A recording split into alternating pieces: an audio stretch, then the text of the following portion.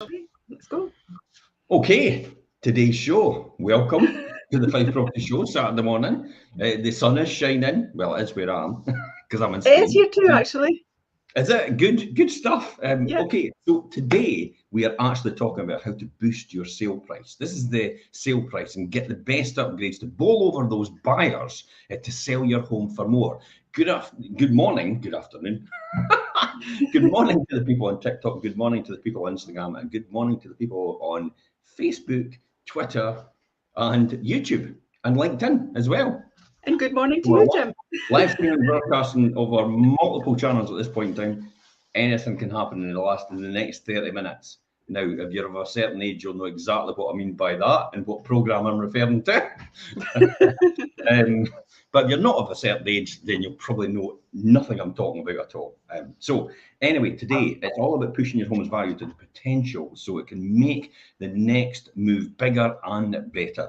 That could mean more space, a larger garden, or a swisher location. It could also mean, and any thought is actually possible in this. But Perry, where do you start? Oh, I think one of the things that we talk to buyers often about, and when they're looking for their Fife everyday home, is from the reactions on viewings, we've looked at really what is it that the qualities and the features that they're looking for. You know, what is it they love the most? Yeah. What is it they're looking for upgrades? What counts for them in regard, what is an upgrade? Because an upgrade to me is different to you, isn't it, Jim? Everyone's got different needs. So some of the things we look at are the good things you can get for free to boost it. Yeah. We all like free. Sounds brilliant. Yeah, low cost improvements as well. You're not necessarily wanting to spend a fortune. So there's that as well. Optimizing energy efficiency is a big thing. Given where we are just now with our energy bills, that's a lot of people are now looking at the EPCs Yeah. to see what the property performs like. Do you need to extend it and remodel it? And can you remodel it? And then does it fit for you? Luxury and design upgrades. We see that quite frequently as well now, don't we? People are looking for that luxury bathroom, luxury shower room, kitchen.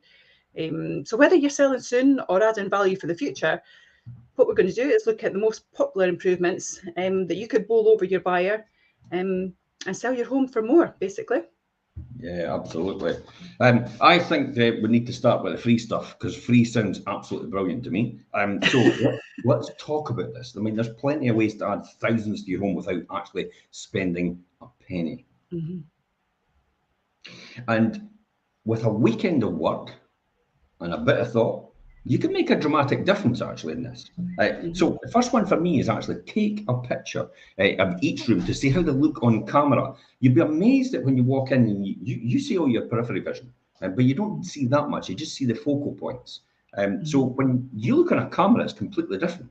You get a bigger perspective, you get a bigger picture.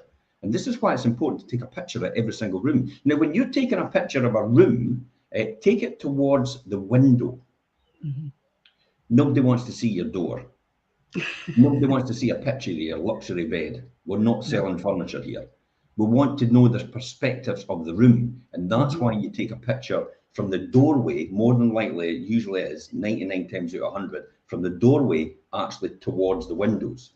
Now take it at an angle so the bed's in the background if that's the case, and not the bed in the actual beginning of the photograph. If you have the bed in the beginning of the photograph, in other words, you see the bed first before you see the window, then it actually makes the window look smaller and it makes the room look tighter. Put my teeth in. Room look tighter.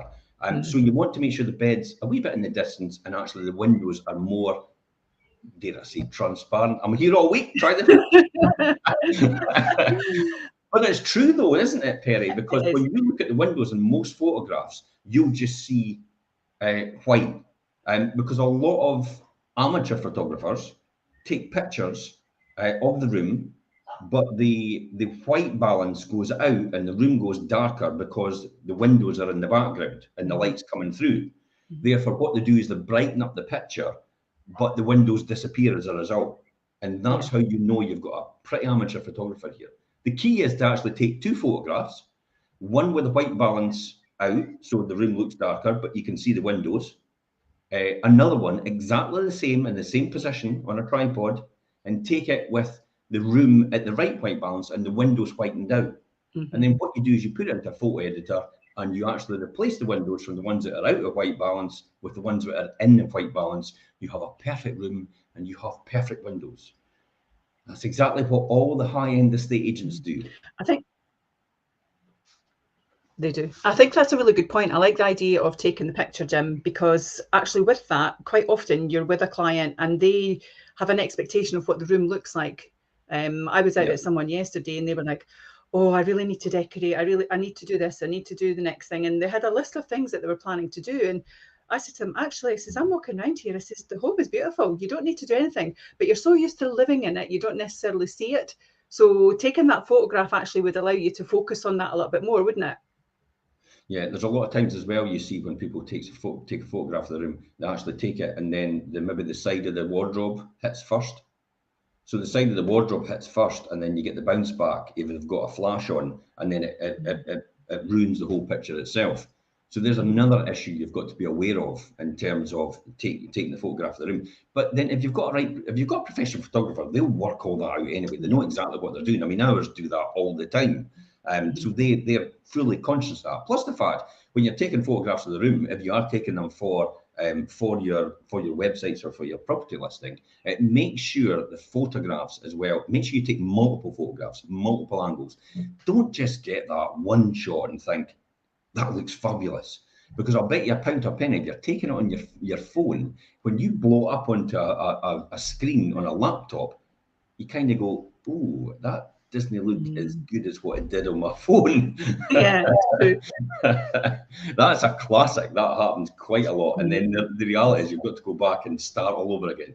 So take multiple photographs from multiple angles, work with it, and then when you put it onto your laptop and you put it into the bigger picture scenario, because that's how most people see things, they see it on tablets and stuff like that as well. Although most people actually use phones, and that's fine. But you have to be aware that the person that might buy your property or might be interested in your property might be using a tablet or they might be using a laptop to actually look at the property in the bigger perspective. So that's why you have to take the photographs and the right things, and don't block the sight lines. And the photo can actually act as a new pair of eyes. The other one for me is probably rearrange and relocate, or even actually remove pieces of furniture to unlock valuable extra floor space and give any spare rooms a clear purpose and a lived-in look. How many times I've been guilty myself of just opening a door to a spare room and just seeing it's a junk room. I've got one. Yeah. I have I think everyone does. I have a rowing machine in it. I have the cat food. I have all my running gear. Scott has all his tools for his theatre and technical light production. And then we've got all the book. I've got my library in there as well. And that's literally, that room has no defined purpose. So you can't really take any photograph of that. All we can do is put a description and that's it. So it doesn't let anybody see what it actually could be for them. Yeah, I think that's a really good one actually, and it's very interesting because again, when we walk around a client's home, we help them prepare, don't we? Yeah. And it's particularly a challenge as well if you've got young children, because young children have lots of toys and they're bulky and they're stored all over the house. In this one particular property, they had the plastic crates and they had them stacked in a corner in the lounge. And the only bit of advice I gave was, my recommendation would be put them in the garage or shed, you know, when the photos and the video and all that's being done, you can pull them back out and the viewers will come in, put them away again. And actually, when I went to do the pre-portal video, Jim, I couldn't believe when I went into the room just how different it looked just by moving 3 boxes. It was incredible. It does. The floor space is very, very valuable. The other top tip about floor space as well for me is if you've got a big massive rug that overpowers the room, especially a living room, sometimes it's actually better just to roll that rug up and put it in the cupboard. Because when somebody walks into the room, it's no longer the focal point. It's maybe the picturesque window. It's got huge amount of light coming in, and it looks out towards a countryside view. Letham is a classic example of that in Fife. Letham's classic for that. Letham's got a lot of good views outside to the countryside. And if you have an overpowering big massive rug, I mean, it's nice and cozy, it's nice and warm for you, but it doesn't look fantastic in a picture, and it takes away the focal point of the room. So that's another one I would say. It's all about recovering that floor space. Now, the next one for me is probably banish any suggestion of bursting at the seams by clearing excess clutter from storage spaces, including under the stairs, kitchen cupboards, and fitted wardrobes. Now, what do I mean by clutter? Well, it's stuff that you've probably got in your cupboard that you actually think you're going to be millionaires next year because you've got a collector's item of plug of the comic plug, the first 20 editions, or cheeky, the first 20 editions, and it's going to make you a fortune and you're going to be a millionaire next year. Well, it's not. It's just going to sit in your cupboard, and all your record collection and all the rest that you had, that you've never ever used in the last 30 years probably, you've never ever played, it's just sitting gathering dust. Maybe it's time to get rid of them. And no nostalgia and emotion holds you back sometimes, but at the end of the day, if you're downsizing, you're going to have to get rid of something. If worst comes to worst and you really want to keep them, just hire a storage unit. Yeah. But for the temporary measure, get them out of your house. If you're not going to take them to your next house, then don't keep them in your existing house. Don't say to yourself, I tell you what, once I'm ready to move, I'll get rid of the stuff I don't need. Do it now and do it early enough so you've got plenty of time. Because if you come into the market in maybe the next month, maybe the next 6 weeks, then spend the next 6 weeks and actually declutter your house, but just do it maybe an hour a night so it doesn't put you grossly under pressure. And it gives you time to think about what you need to get rid of as well. So these are the things. But don't worry too much if your cupboard is bursting at the seams, because most people understand that. Because guess what? There's this too. That's true. Hands up who's got a cupboard bursting at the seams. Two hands up, actually. Maybe if I had 6 hands, I'd put them up as well. I've got many cupboards bursting at the seams. Jim, see, when you move to your little bungalow, Jim, you're going to struggle. No, I'm quite clinical about things. It's like, it's going. That's it. I'll just say to my kids, go and keep that for me for a wee while. and then I'm never getting it back. I'll just leave it with them. The other one for me is probably check if you've any unused items hidden. Just kind of touched on that earlier, just that wee bit earlier. It could be used. It could be used for styling and accessorize and to add homely touches. Probably homely touches as well. You know, that's your sort of thing, Perry. Accessorize, stylish, all the rest of it. It's not mine. No, but then you know that's the way it is. But I think it does make a big difference. And remember, what we're talking about here as well is the things that you can do for free. So this isn't things that you necessarily need to be spending a lot on. It's about actually maybe something's in one room, and moving it to another room just makes that other room just look so much better and so much different. Yeah. And declutters maybe the smaller room, put it into the bigger room. It's just ways of doing that, isn't it? Yeah. I think the other one for me is the one that most people overlook is the cleaning of everything inside and out. Especially, I mean, when I talk about that, I talk about things like hoovering and dusting, external paintwork. Gardens are a big thing. It is the first impression that people will see when they come to the front of your house to go in. They will see your front garden. They will see the exterior of the property. If the paintwork is just all a bit flaky, the windows are still a bit dirty, the door is still covered in dirt from the winter period, the driveway still has a wee bit of weeds and moss in it, the flowers in the garden have kind of, all the weeds are still round about them. It's just needing that wee bit of special, just that wee touch, just that wee bit extra effort. That's what will make a huge difference to your presentation. You never get a second chance to make a good first impression. Although we've got a video and a blog to do. It says you can. You can. And you have to find that on our YouTube channel. But you do get a second chance to make a great first impression, and there is a key to that. But I won't discuss it in this show. But it is about things like the other things for me is, and I know in my house as well, is light switches, doors, especially. Because we don't go for the handles, we just put our hand on the side of the door. So you've got white doors or that, they just build up with dirt over time, and you don't realise it's actually happening because it just happens over time, and it just becomes part of it. But when you actually look at it from an external point of view and you walk in and go, Jeez, it is needing done. It Mhm. doesn't take much to do it though, does it, Perry? No, it doesn't. And actually, it's strange that we're talking about this because I did exactly 3 of those things that we're talking about. I've just done. So last Sunday was lovely here. I was looking at my borders. My plants were starting to grow. The flower buds were coming, and there was just weeds surrounding it, and it didn't look great. Yeah. It took me literally 20 minutes, and what a difference, Jim. Basically, again, because we've got hardling on the outside of the house, and you've got the rain in the winter, so that's all over the paths a little bit because it does come off. There's nothing you can do about that. Yep. Swept the paths, and the light switches because we've got the chrome light switches and the sticky fingers on them. So again, you've just got your little bit of your window sheen, bit of tissue. All of those things literally took me about an hour. What a difference it made. Yeah. And for people that really don't want to do that, it's easy enough just to hire a cleaner for that Yeah. period of time, isn't it? Mhm. It's probably a good investment as well, especially if you're not great at it. If you're not the greatest cleaner, because, you know, I started off my illustrious career in my teenage years as an industrial cleaner, as a window cleaner. So I understand completely what should be done.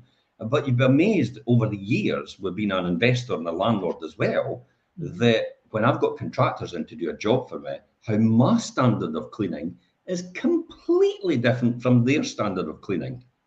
And it's often ended up, they've never ended up finishing the job. That's true. It's like, because it's like some people think they're clean, but they're just not that good at it.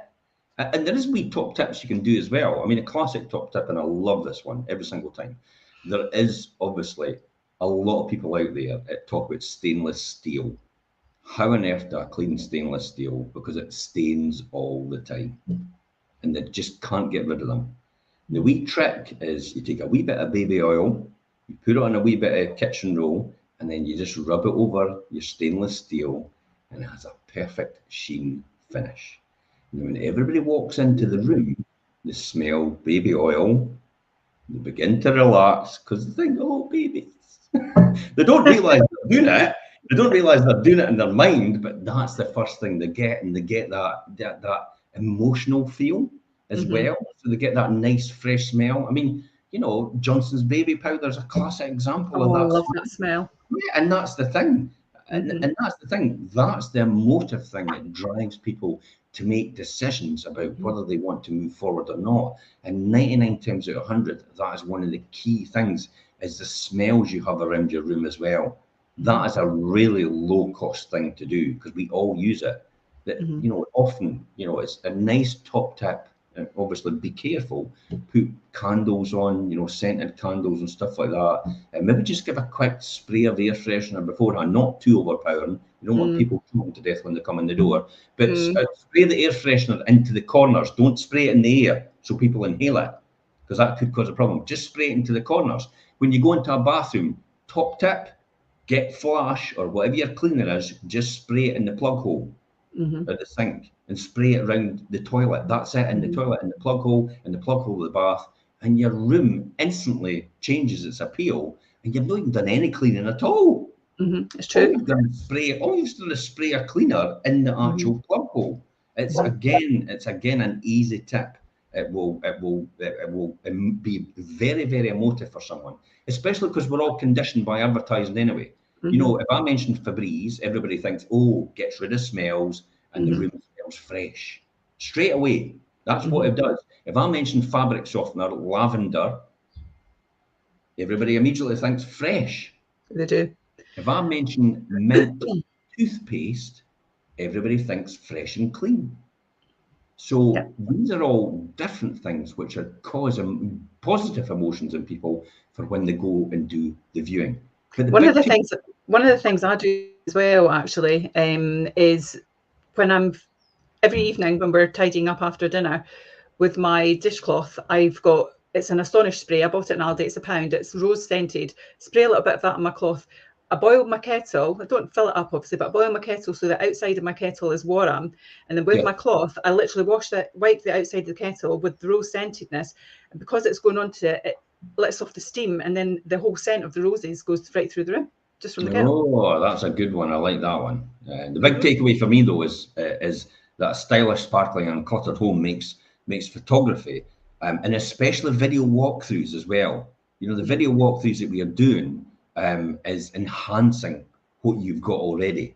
And we're able then to direct people's attention on the things that we know are most important to them. It's the difference between silent movies and talking pictures, isn't it? You know, the silent movie, typical for a stage, and as they go through and they take a video going through a home, and all it is with music in the background. Big deal. It tells me what I see in the photographs. It doesn't tell me anything else. Why am I looking at this? Why am I seeing this video? What has that kitchen got in it? Where is that garden leading to? Where is the sun in comparison to where it goes up and where it sets on the back garden and the front garden? That's what a talking picture video, that's what a proper presenter video does for anybody out there. And that's very, very cost effective to use, especially with the system that we're using right now. It's very cost effective. A lot of people actually think we're mega expensive, way up there. And it's like, no, we're kind of mid-range pricing. But we can include all that because we've systematized the whole process and made it so efficient that it's cost effective to use on every single property, regardless of the price point. So video, photographs, stylish photography, puts a spring in the step for every viewer. Excuse the pun. Here a week, try the fish. Whatever the time of year. What about the low cost improvements then? What could we do with that, Perry? What's your thought? I mean, you know, some people might have done all those things that we've advised in regards to what you can do for free, but it may still not work for them. They want to do other items. Homes are all different and need other things, don't they? So buyers pay more for a home that looks loved, doesn't it? It stops them from worrying about any kind of nasty surprises and hidden costs. So I think you need to look for every opportunity within your home as well, whereby really you need to look at what minor repairs will make a small investment to get a better return. Yeah, definitely. I think that's a great idea. Small investments, bigger return, and that's it. Because you know, not everybody can change their kitchens, not everybody can change their bathrooms. I mean, a lot of these are huge expense. Plus, the fact is, if you then decide that you need to change the kitchen or the bathroom, it takes about, well, some contractors are actually booked out to the end of the year. Still. That's not happening anytime soon if you're just deciding you want to do that.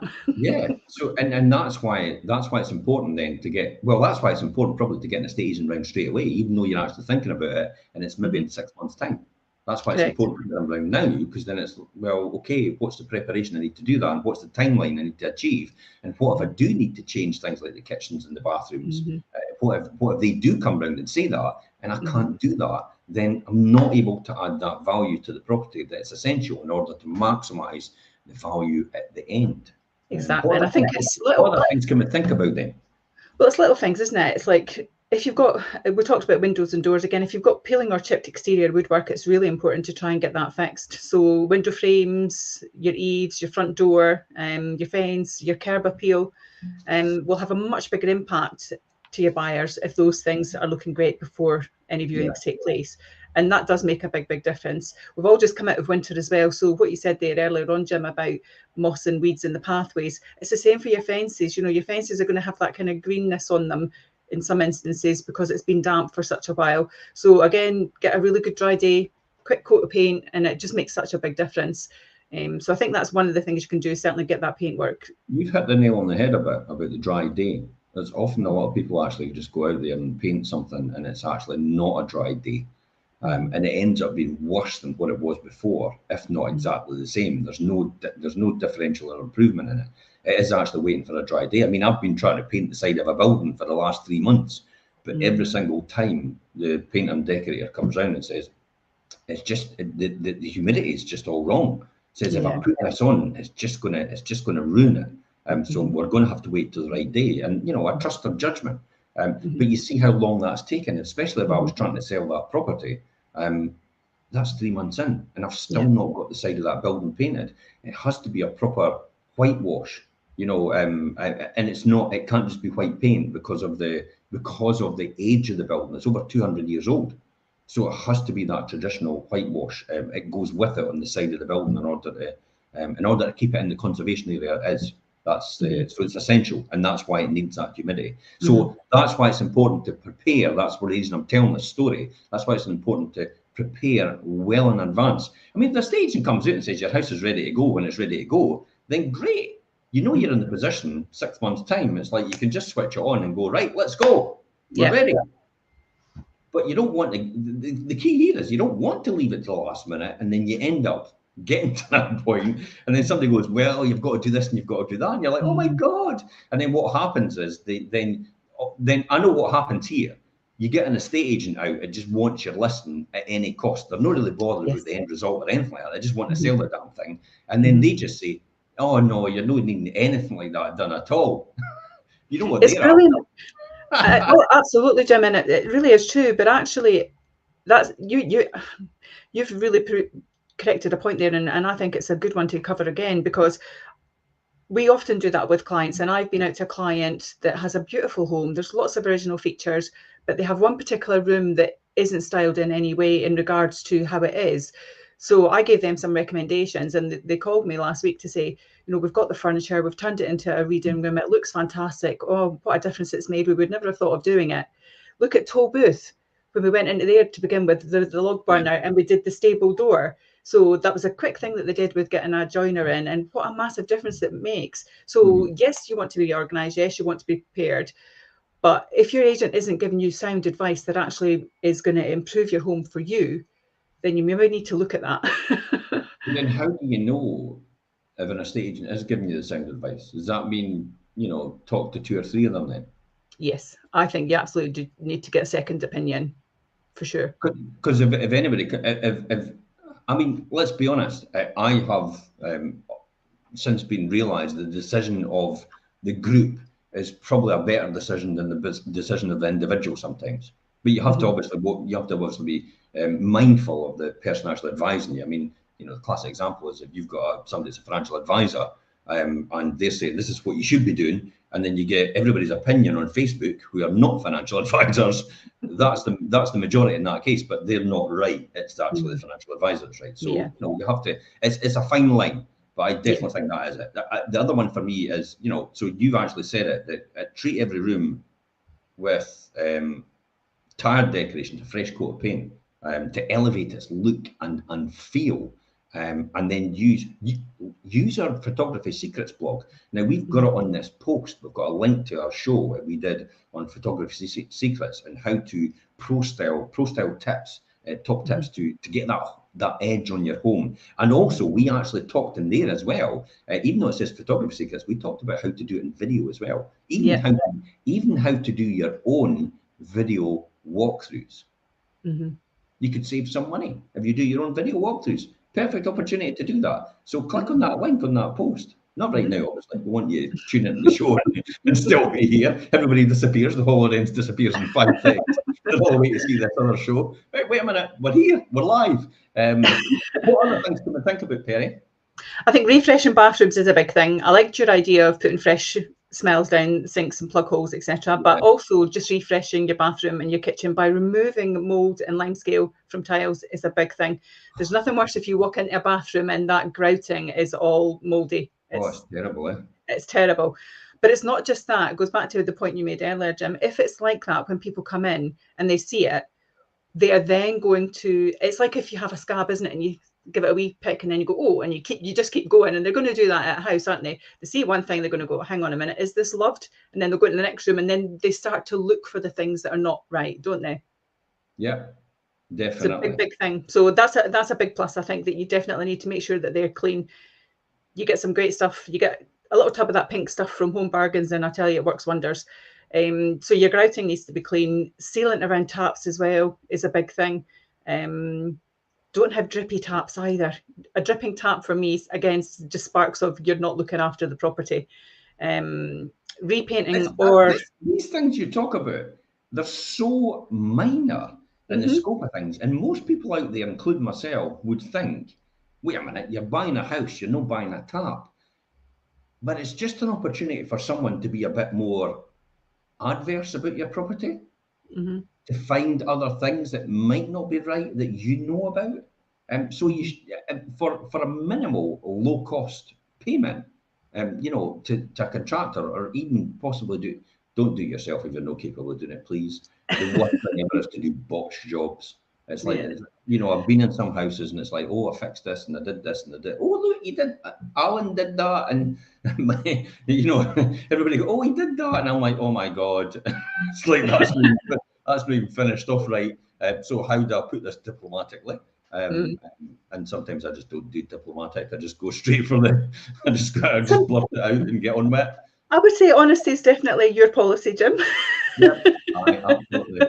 That's the most important thing. The honesty is more important than the actual diplomatic bit. I would agree. People contract me and they ask me to my opinion for a reason, and they ask me my professional opinion because there's no doubt I'm good at what I do. So I'm not gonna skirt around it, and I'm not gonna go around the houses in order to give them a diplomatic answer. It's like, you've asked me, so that's what I'd be doing, or this is what I'd be doing here. But it is important that we do that though, Jim, because if you don't, and then we market the property and things aren't right about it, then it's going to take longer to sell, and then that's a bigger pressure point for the client. And I'll keep coming back to this. Perfect case study was Strathallan Drive in Kirkcaldy. It was a house and it wasn't selling for at least a year and a half with another agent. They approached me at the time and said, it gave my honest opinion. Now, I'm a bit like Phil Spencer when I walk into a property. It's like, you've asked me for my honest opinion, so I'm going to tell you. And literally, when you walked into the property, it socked you right in the face, and it was dog. The whole place was actually, it was ingrained into everything. It was the dog smell was ingrained into the paint, the curtains, the furniture, the carpets. It was ingrained into everything. And you wouldn't believe it. I could not believe it, how overpowering it was. And I actually approached the last agent and I said, did you not think about telling these people this was the problem after 1.5 years? And he went, oh, I'm scared I'd lose the listing. It's like, but you've not sold the house and I've now got the listing, so why were you not honest in the first place? And literally, when I was honest about it, they took a weekend, they got everything done. They repainted the house, they washed all the curtains, they got rid of the dog beds, or they washed them, they got the carpets washed as well. And in one weekend, 3 weeks later, we had sold it for more than it was on for. And that's the key, isn't it? It's about that honesty and that feedback, and it's really important. Interesting you're telling a dog story there, because I had exactly that when I went to a property yesterday when they were saying about painting and changing, and I was like, honestly, I wouldn't. You don't need to. And they were saying, and we went out in the garden, and they had a dog in the garden, and honestly, I would never have known a dog even lived in the house. So we went back into the house, and they were saying, "Oh, don't let the dog come back in because it's muddy feet." And we were talking about the house at the end and kind of just recapping on things. And they said, "Are you sure we don't need to do things, Perry?" And I said, "Absolutely, you don't." I said, "To be honest with you," she says, "What about the dog?" I said, "I'll be frank," I says, "until I went into the garden, I didn't even know a dog lived in this house." It's amazing you can go into some people's houses and that's the case, eh? Yeah, the relief on the client's face, so they really smiled and they were like, "Really, you can't smell the dog or anything?" I said, "Not at all." And I've got a really strong sense of smell. Yeah. Wouldn't have even known. And it's really important that thing's different. But what was different there is they had nice clean flooring. It was all nice wood. So again, it's not clinging to everything. So it's about thinking about that too, isn't it? Yeah, before we move on about bathrooms, we're still talking about bathrooms. Sheila makes a great point. Just replaced my towels, choosing a different colour tags as a highlight. I didn't spend a huge amounts on them, but they look new and the room looks so fresh as well. I mean, that's a really good one as well. A lot of people still have their scabby, their robe from when they get out of the shower hanging on the back of the door, and they love it because it's comfortable, but it's seen better days, and it shouldn't really be hanging in that room because it just puts people off. Plus the fact that scabby towels, because it's like, I'm going to like get my money's worth. I'm back to that. You're that guy. Like getting your money's worth? Yep. I've still got towels in Spain from 20 years ago when I bought them. Oh yeah, I only come out here 2 or 3 times a year, so it's not as if it's been used. It's only been used technically about a year or 2 years, but see, here's the justification coming. I know. I had to do that because it's like, oh, what that's the key here. So that great idea. Thanks, Sheila, for that. Bathrooms really essential. Just just that wee freshen up. Even things like the shower curtain. If you've got a shower curtain and it's not that great, then just replace it. It's a few quid. It's important because it makes a fundamental difference to the room. And the other shower curtain might stink to high heaven and have mold in it. So get rid of it. What other things Yeah, can I we would think agree. about? So again, I mean, in regards to kitchens, so outdated or bland handles on cupboards or Mm, internal doors really can lift that with style by just yeah, replacing them. They're not overly expensive. Again, you can go to all these DIY stores and get them. It's maybe an hour's job on a weekend, but what a big difference. It'll actually make the kitchen look completely different, and the doors will look fantastic as well. And again, it just draws to a positive, sparkly, interesting looking part to the house rather than there's a handle missing or there's a bit broken or it's all faded. You know how you get the wooden ones and then there's bits all yeah. chipped off it and things. It just doesn't look great, does it? Sometimes it's difficult to get exactly similar dimensions and handles to fit your older style kitchen. I Mm-hmm. think they deliberately do it like that, to be honest. So you have to buy a new kitchen. Often, though, what you can do is potentially you could change the handles, you can fill the holes, and you could possibly get these paint companies, you know, the kitchen paint companies, Mm-hmm. to come in and spray paint the doors, Mm-hmm. maybe replace the worktops, and you've got a Mm-hmm. fully brand new kitchen for a fraction of the price. Absolutely. Or you get the other ones that laminate the doors. So they put Yeah, a, you you know, get they put a, vinyl wraps. Yeah, yeah, I actually did that with a property, and I wasn't sure how good it would turn out, Jim. And again, just in case anyone's out there and has that, but our kitchen cupboard at the time, they had an inlet, so you kind of think, well, how's that going to work? What they basically do is they take the doors off, they put a very, very thin metal plate over the whole door, which obviously then yeah, makes it flush, and then they laminate it. And I went from an old wooden kitchen to a beautiful white, modern, stylish kitchen, but it was the same kitchen. I've seen it loads of times, and the reason I know it when I walk in the door is because I've been a landlord for 30 years now, and I Mm-hmm. know the styles of kitchens I've put in the properties over the years. So when I walk in, Howden's is a classic example because I know all these styles because it's the Howden's kitchens range I use a different range now, but I know the old styles. So when I walk in, I think, wait a minute, that's an old shaker unit. That's an old Mm-hmm. shaker style, beach from Howden's, and then it's in that beautiful white. And then that's Mm-hmm. when the story comes out about they've either got it laminated or they've got it painted. And I'm Mm-hmm. thinking, how much did you pay for that? And they're going, well, it was only like about 500 quid. And I'm like, what? Yeah. For a brand new kitchen? Jim, I did my kitchen and utility. It was literally 15 doors and all the sides of the units and the skirts, £700.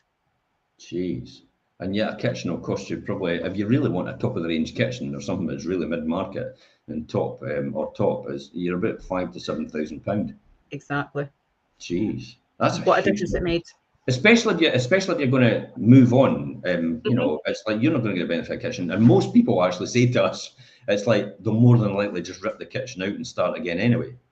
Mm-hmm. Because I've seen It's it true. happen where people have actually Yeah. put brand new kitchens in. The Mm-hmm. person's come in and ripped the whole kitchen out and put a Mm-hmm. new one in, skipped it, basically skipped it there and then. And Mm-hmm. I'm thinking, that's a brand new kitchen.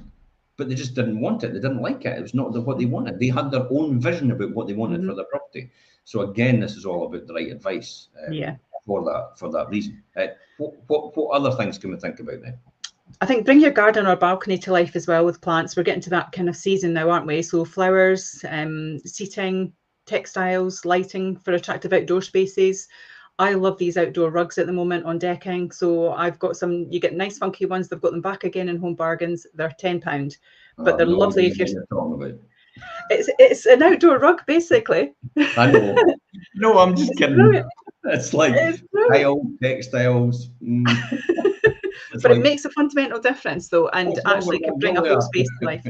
What's wrong with Magnolia and white silk skirts and face and that? No, Only kidding. Jim, we're getting away No, from I that. completely understand. I'm only making a joke here, by the way, folks. I'm not that clinical.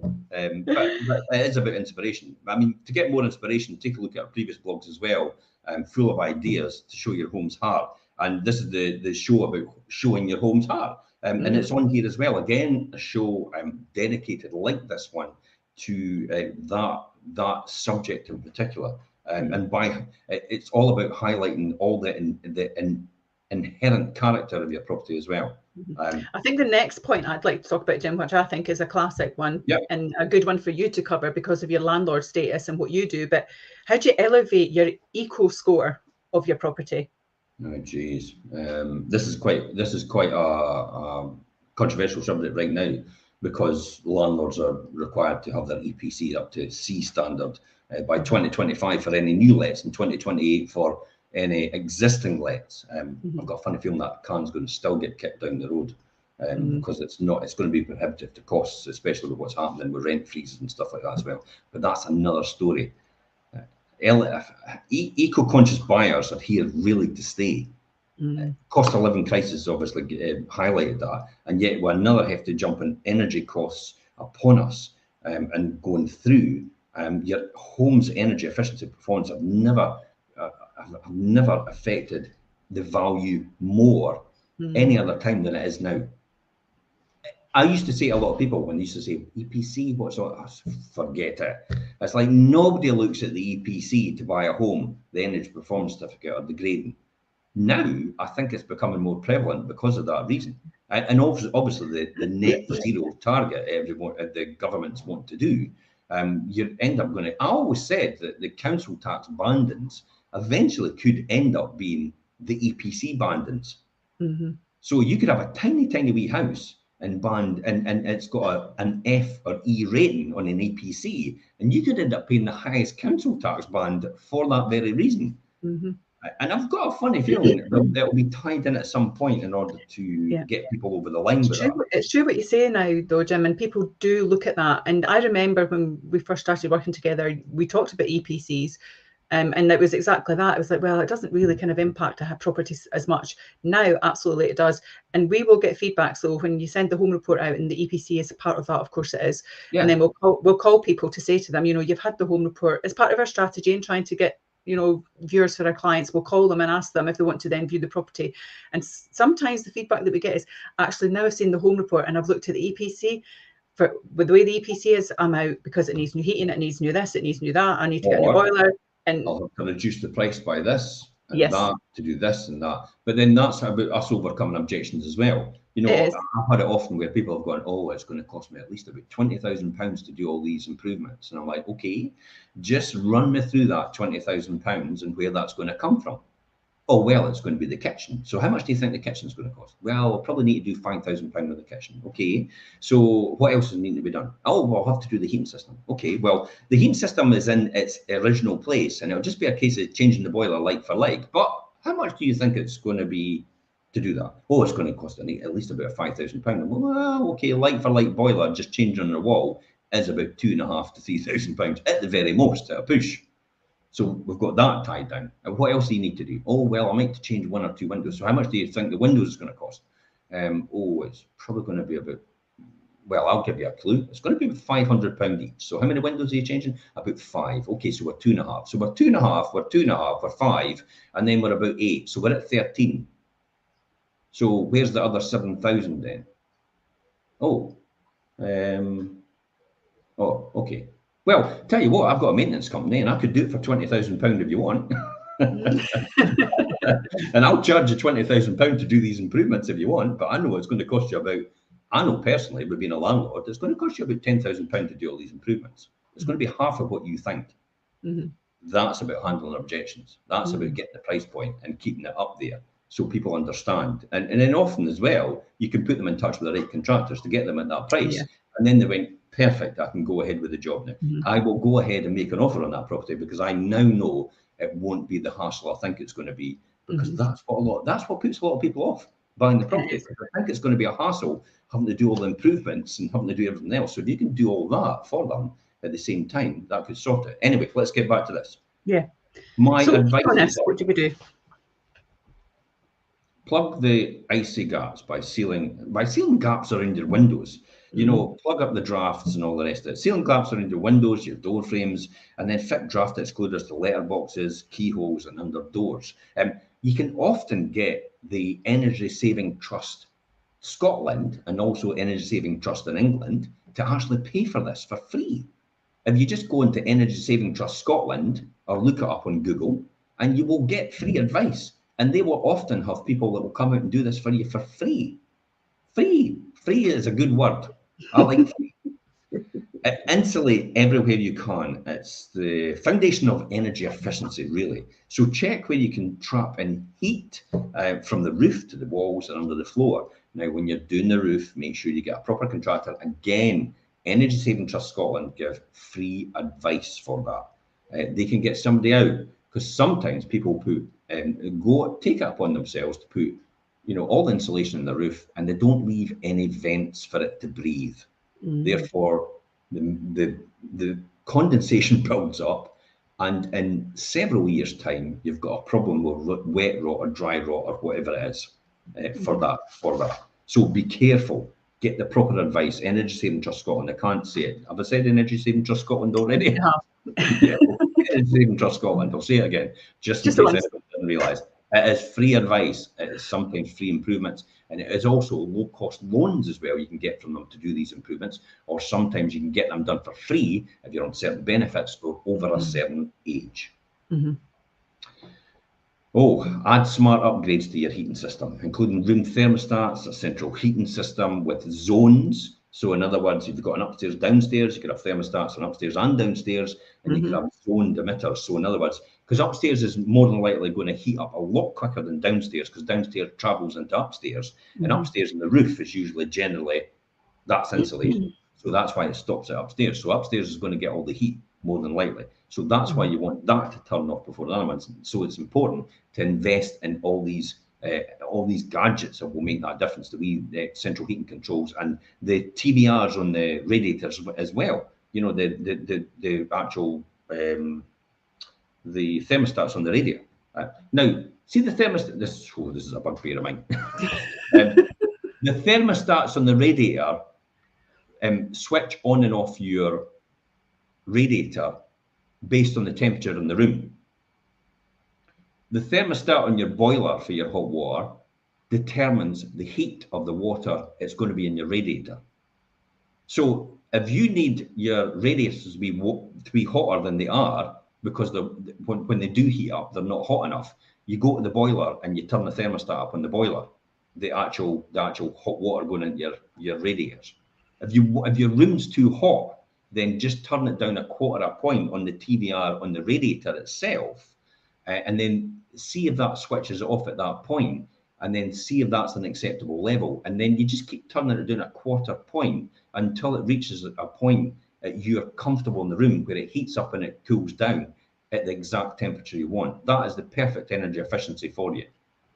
Don't just go ultimate to 5, put it down to 0 again. Perry, are you guilty of this? Does that sound familiar? No, but I know when you come into the office, you check all the radiators. It's like, why is this radiator fully open now? Why is it fully closed? They're there for a reason, to control the temperatures in the room, so nobody needs to do that, and it's energy efficient as well. You also get the things like Nest, which is you can switch on your heating before you get home and stuff like that. Often they could be good utilizations of your energy efficiency. So, but make sure your phone's compatible with it. Research of switching to solar power and installing a heat exchange system to reduce energy consumption and to generate your own electricity. So you can research that. I mean, you'll get it on every single EPC as a recommendation, but a heat exchanger system is like £15,000. And then when you look at the cost it's going to save every year, it's going to save 70 quid. It's prohibitive. By the way, if you're a landlord, and that's the only difference it can get you from a D to a C in energy efficiency for when the rules come in, you won't need to put a heat exchanger system in, because there's dispensations in the legislation to account for that. If it is a prohibitive cost for the benefit it's achieving, then you won't need to do it to get from a D to a C if that's the only thing you've got to do as a landlord. You'll be allowed to still continue to let a property at a D. So just a bit of advice for investors and landlords out there about the legislation.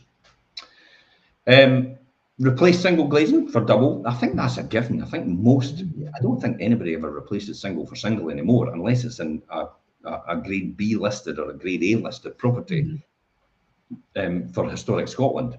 Now, often though, they accept now, they will accept that you can replace single glazing for double glazing as long as it's still probably in the same style as the window was before. So in other words, if it was a traditional sash and case window, which was timber, then they will want to see it go back as a traditional sash and case timber window, but they would allow you to put wee double glazing units in there.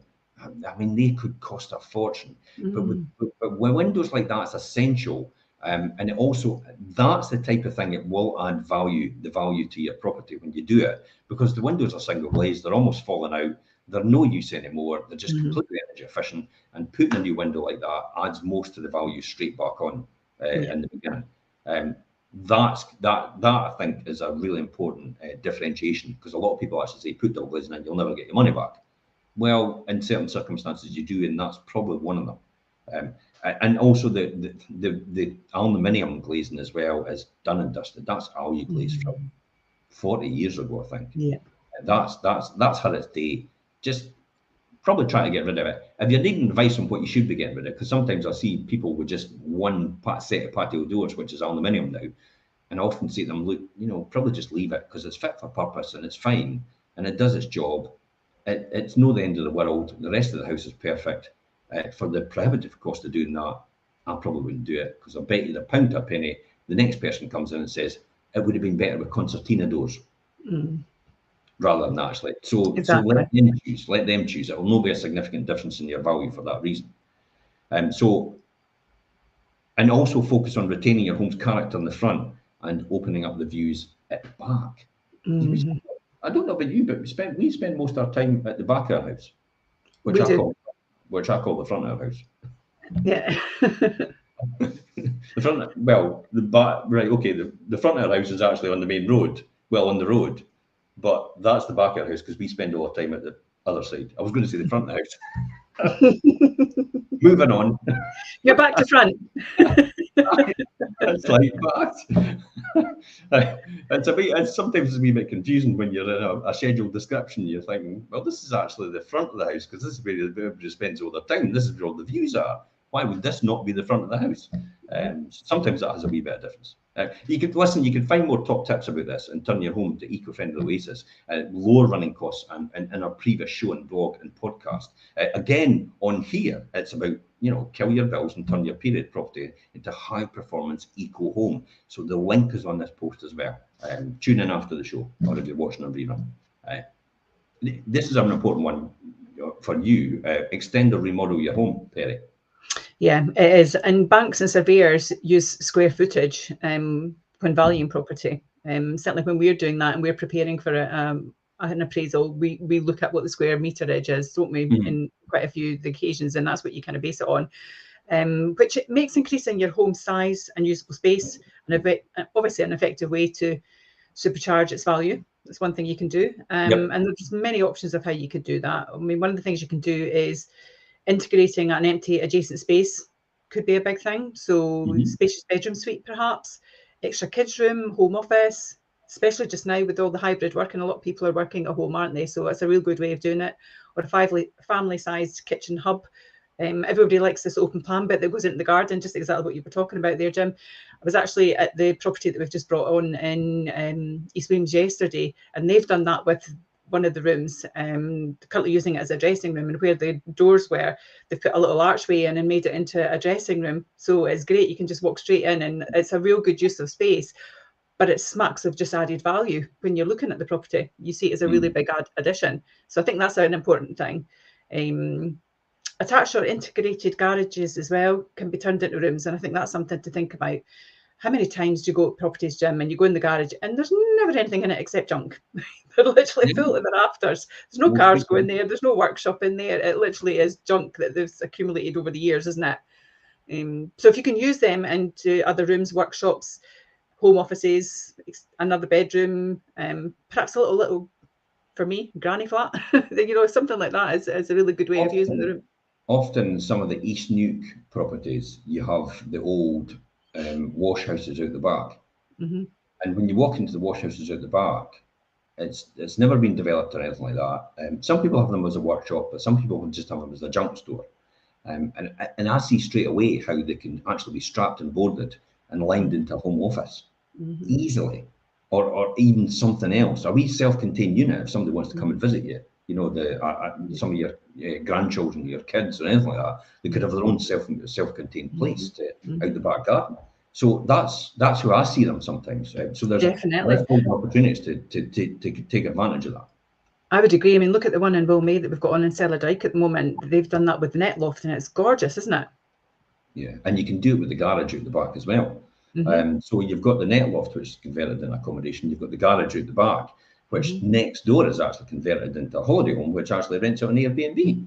So and that's still to be finalised with the one next door. So there's a precedent set already. So it's a done deal that could happen again, more than likely. What other things can you think about then? I mean, loft conversions is an obvious one as well. You know, that's a firm favourite, and that adds extra accommodation, extra value, without having to necessarily extend, because, you know, not every place, the way, depending on how it's laid out, is going to be extendable. So that's a way of doing it. But if you are going to do a loft extension, it's really important that you install a proper staircase, Jim, isn't it? Yeah. Absolutely, because if you're going to extend and you don't install a proper staircase and you don't get a proper building warrant, then it's not really adding any value. It's literally, it's like people with attic rooms. It's still an attic room because the stairway isn't compliant, and there's no fire door in between, and you're on different levels. You're on 3 different levels, so you've then got to put fire doors in every single door going down the way as well, to comply with that. So there's a lot of building regulations to comply with, and that's why it's important. Again, I can't stress enough to get an estate agent out in the beginning, ask them these questions about, is this compliant?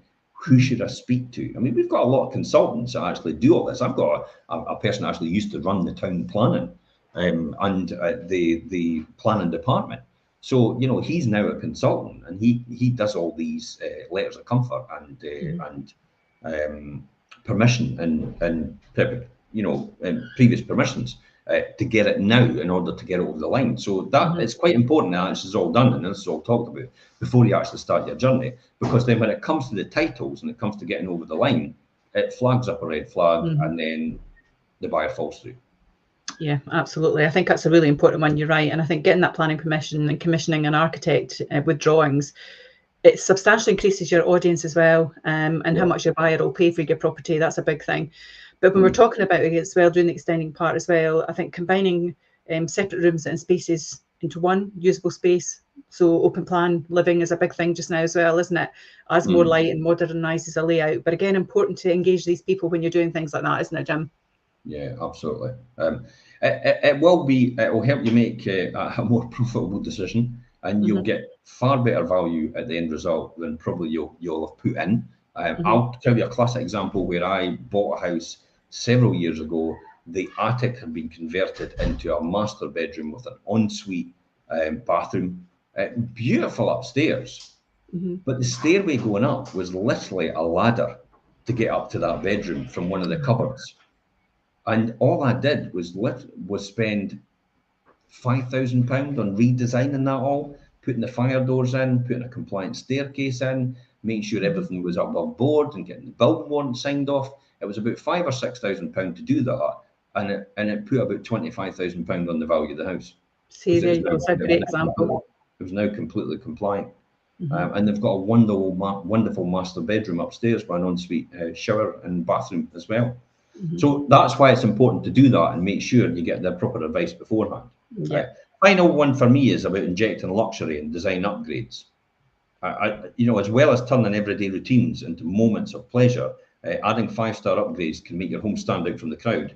Raise the local price ceiling, one thing that we're really good at, and even create a whole new market in itself. The first one for me is install a state-of-the-art designer kitchen with marble or stone worktops and a full range of integrated appliances for premium brands like Melee, Siemens, and Bosch. Now, this is extreme, remember. This is not for the faint-hearted. Don't go out and do this. This is just ideas. Don't run out and do this. I saw you on a show and you said do this on my £50,000 one-bedroom flat. And I'm like, no. A £25,000 kitchen will not add £25,000 on a 50 grand one bedroom flat. So there has to be a time and place for everything, but we'll need to talk about this because it's important to talk about what luxury and design upgrades you can do to make your place pop. I mean, if you're talking about £600,000 property, then this it's a no-brainer. Yeah. You often walk into these houses and think, wow, this will shift because someone will see they don't need to do anything for it. They adding a spa quality to your bathroom as well will feature things like a freestanding tub, a walk-in rainfall shower. These are popular. These aren't high cost rainfall showers, but they just the word rainfall shower in a description creates a different emotion, doesn't it? Totally does. It's almost like you're out in the tropical jungle and you've got it, and it's like, wait a minute, it's just your bathroom. I know, but we talk about emotive all the time, don't we? Everything is that when you go into a house, it's getting that emotional connection to a property, isn't it? Yeah, sometimes heated floors are worth it, natural tiles and high-end taps. You could also upgrade the flooring and living areas to solid or engineered hardwood to add that rich and durable and timeless style of natural timber. Sometimes it just works every single time, regardless of what style the room is in, because it just does it. Replace boring radiators. I've seen this a lot lately, and plastic switches with coordinated design models of modern metallic finishes like brushed steel, brass, or black, or grey, or vertical radiators as well. This is my thing. Yeah, these are all things which can add that significant value in someone's mind as a buyer, and desirability to want it. Purely because of these. We can see it by the refurbers. Linda Martin's a classic example how she takes a house which is effectively about 70 grand and ends up adding that value to it and sells it for 150,000. And yet she's only spent 25, 30,000 on it. I know, she's a master at it though. Added 50 grand value just like that. 50% of the value is now pure profit for her, because she does all these things. So Linda Martin's a really good example about how she uses that to her advantage. So the other one, I think for me, is repurpose an underutilized front lawn into possibly off-street parking, especially where it's tight in some places. Get permission from local authority, remember. However, a lot of these places now, when they've done the pavements, they've dropped the curbs in front of people's houses deliberately, because they know what's coming. You're going to take the wall away and you're probably going to make off-street parking to the front, maybe a monoblocked area. You see it a lot in Alan Robertson Drive. That's a classic example in St Andrews. So that's done off-street parking with the monoblock drive to the front. That's now sold, that property. You do see it a lot in other places as well in St Andrews, because again, and in the East Nuke as well, you see it quite a lot, because car parking is at a premium. And some of the tighter areas, purely because they never had cars at the time, did they? You know, no. Basically, when they built some of these cottages and stone-built houses, it was horse and cart. Cars were never around at that time, so they never had any thought about, let's have off-street parking for your horse and cart. I know, but Jim, actually, you talk about it from then, and it's true. But also, even now in modern estates, new build properties, how often do you see you go into the cul-de-sac? There's nowhere to park. Yeah. So you are creating that as well. The new builds, yeah, you're absolutely right. There is nowhere to park in some of the new builds. So sometimes taking part of the lawn to put an extra parking space is actually really, really important. Especially with most I'll call it the nuclear family.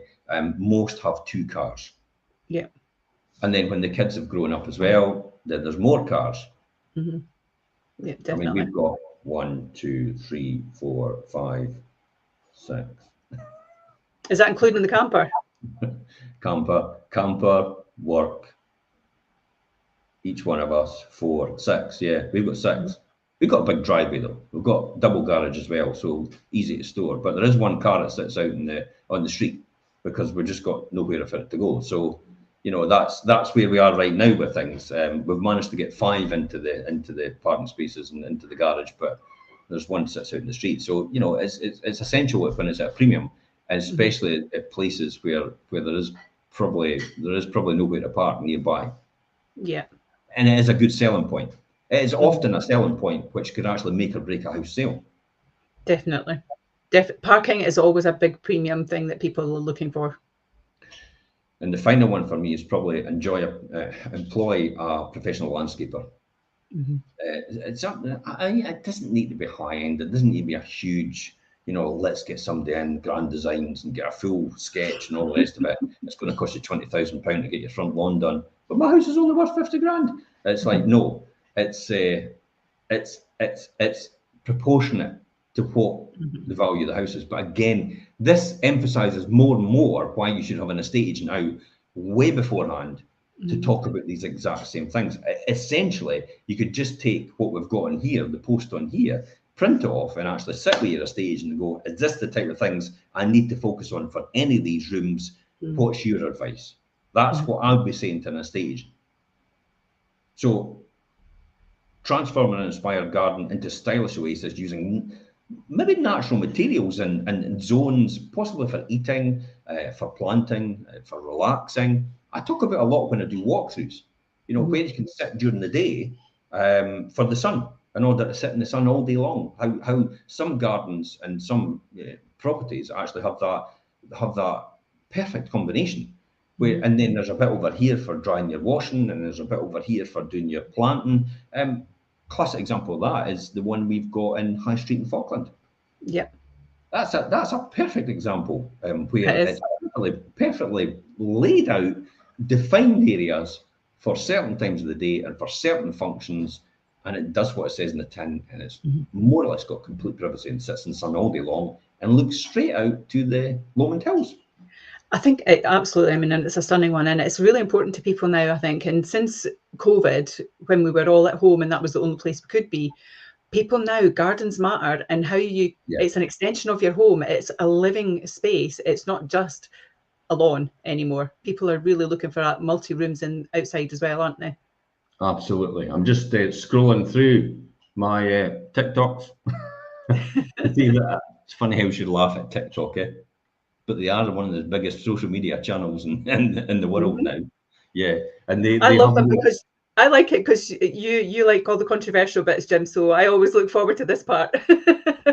I'm just seeing if there's anything anybody's wanting any questions answered, or if everybody's okay and everybody's fine, because we've answered most of the questions on Facebook and that has come through. But I'd just like to scroll through and make sure if we've got any questions. No, we're fine. Okay. And Instagram as well. We'll just check that. Instagram's fine as well. Perfect. Everybody's happy. Everybody's obviously understanding what we're saying. So I think for me, just to finalise, the best return from luxury or design upgrades comes from those that deliver the biggest step up in the experience. And the experience, emotionally led, and the lifestyle of your home with a focus on high quality, elegant fittings and finishings, especially for high end properties. There's Mhm. no point. What is it, the expression? You can't make a silk purse out of Sowie's ear. That's why you get an estate agent round to talk about your property first I'm and what surprised that's the one you went with because normally say polishing it doesn't make it different. It's still one Aye. of them. That's what I was expecting. Well, let's be honest, you can't polish a turd. That's what I was There, I've expecting. said it, aye. But the truth's more important than the actual not saying it. It's important. So, final thing for you then. What's your final thoughts on this then, I think the overall? final thoughts for me is everybody wants to add value. It's difficult sometimes for you to envisage that because you may have lived in this property for a very long time and you Yeah, don't just get nose blind, as we often talk about, but you actually do get kind of blind to how it is, or you have a perception of your home. The bit that we opened up with, Jim, and that you made the point on, which I think is a really clever one, is actually step back from it yourself, take some photos, walk around it, do a little video even yourself. You're not narrating or anything, but just walk around your house and do this video and watch it back and then think, how does this look? Actually, that looks okay. I'm not going to touch that. Actually, that doesn't look great and I am going to change that. So it's about just stepping back. And we've given some really good information links on this show as well. So again, top tips for anyone out there who's looking to do this and achieve, as you say, the best maximum price for them so they can invest it in the new future. yeah, that's a really good point. Actually, there's a few times that people will walk into a room with me and they'll say, "But the room just doesn't look right." And then I put the camera up and I run the video and I say, "Look, this is what they'll see." And they're Mm-hmm. like, "Wow." Mm-hmm. Mm-hmm. It's like I'm wanting to buy my house again, and thinking, Exactly. hallelujah, that's exactly what I want you to believe. Mm-hmm. If at the end of this, as a seller, what we've done in terms of our marketing presentation for your property is the fact that you would want to buy your house all over again. I know your needs wouldn't determine that, but you think you would want to buy your house all over again. Our job is done. That's exactly what we want everyone else to think. And if you think that as a seller, that's what everyone else will think as well. That's what this is all about. So hopefully that's given everybody an insight. If you need more information, more advice, please feel free. Message us direct, send us an email, info@fifeproperties.co.uk, or you could call any of the numbers. We'll still get through to you. You'll still get through to us at some point in time. And until next time, guys, it's bye-bye from us. Bye-bye for now. Bye.